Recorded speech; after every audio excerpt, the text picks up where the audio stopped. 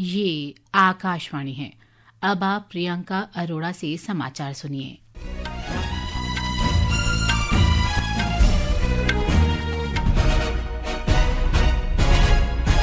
भारत ने चीन के साथ वर्ष 2020 के बाद सीमा गतिरोध और आपसी अविश्वास दूर करने के लिए सीमा निर्धारण के स्थायी समाधान पर बल दिया है।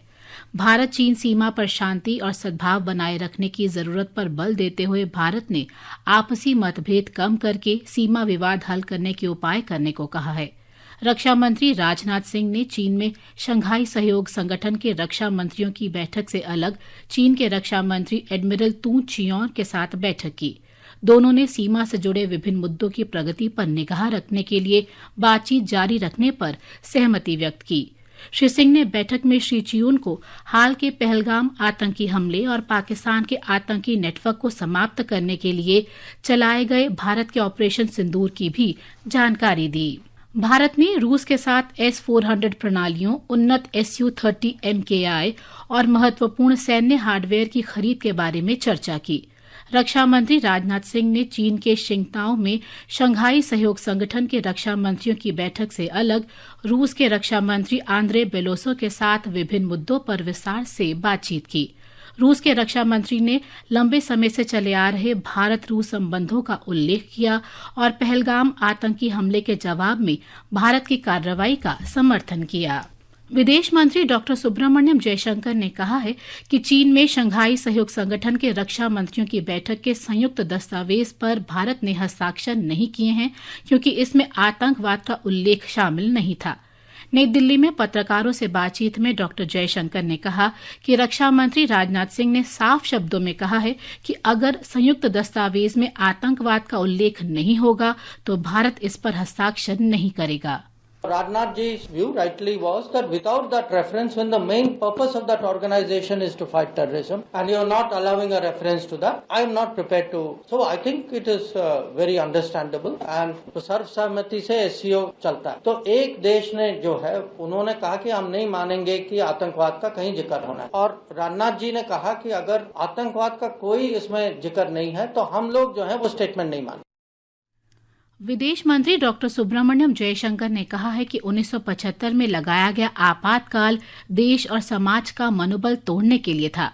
आपातकाल के 50 वर्ष पूरे होने के अवसर पर आज नई दिल्ली में आयोजित एक समारोह को संबोधित करते हुए उन्होंने कहा कि आपातकाल ने लोगों को ये आभास कराया कि स्वतंत्रता को हल्के में नहीं लेना चाहिए।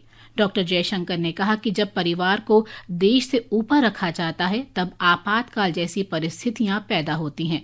डॉक्टर जयशंकर ने कहा कि आपातकाल के दौरान संविधान में 5 संशोधन किए गए और 48 अध्यादेश पारित किए गए। राष्ट्रपति द्रौपदी मुर्मू ने कहा है कि देश के सतत आर्थिक विकास के लिए एक मजबूत सूक्ष्म, लघु और मध्यम उद्यम MSME तंत्र जरूरी है। राष्ट्रपति ने कहा कि ये देश की अर्थव्यवस्था का एक मजबूत स्तंभ है।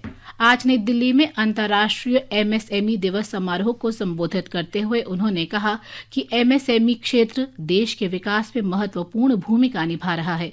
उन्होंने कहा कि इस क्षेत्र का देश के सकल घरेलू उत्पाद में लगभग 30%, विनिर्माण क्षेत्र में 36% और निर्यात में 45% का योगदान है। उन्होंने कहा कि MSME क्षेत्र ग्रामीण और पिछड़े क्षेत्रों में रोजगार के अवसर सृजित करता है। राष्ट्रपति मुर्मू ने कहा कि MSME क्षेत्र देश में कृषि के बाद दूसरा सबसे बड़ा रोजगार सृजक है। उन्होंने कहा कि सूक्ष्म, लघु और मध्यम उद्यम भारतीय और वैश्विक अर्थव्यवस्था दोनों की रीढ़ है। MSME इकोसिस्टम न केवल महत्वपूर्ण है बल्कि अनिवार्य भी है। हमारे डेमोग्राफिक डिविडेंड का सबसे अधिक उपयोग इन्हीं उद्यमों ने हो रहा है। इन उद्यमों में अपेक्षाकृत कम पूंजी की लागत पर रोजगार के अधिक अवसर पैदा होते हैं। इन उद्यमों के विषय पर सबसे महत्वपूर्ण बात यह है कि इनके माध्यम से ग्रामीणों और पिछले क्षेत्रों में रोजगार पैदा होते हैं। इस तरह MSME क्षेत्र के उद्यम कमजोर वर्गों के सशक्तिकरण और विकास की विकेंद्रीकरण के जरिए समावेशी विकास में मदद करते हैं। ओडिशा के पुरी में भगवान जगन्नाथ की विश्व प्रसिद्ध वार्षिक रथ यात्रा आज से शुरू हो गई है। इसके साथ ही ये समाचार बुलेटिन समाप्त हुआ।